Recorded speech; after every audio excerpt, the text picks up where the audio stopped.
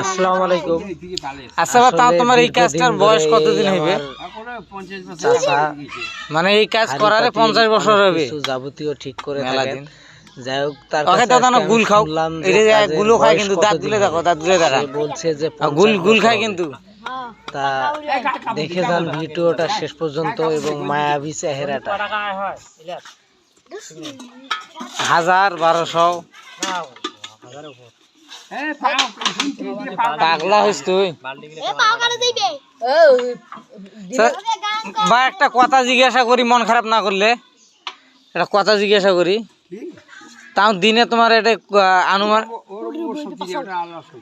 এটা তো ঠিক আছে, তাও একটা আনুমানিক।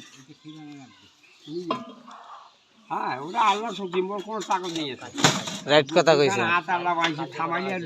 খুলবে না।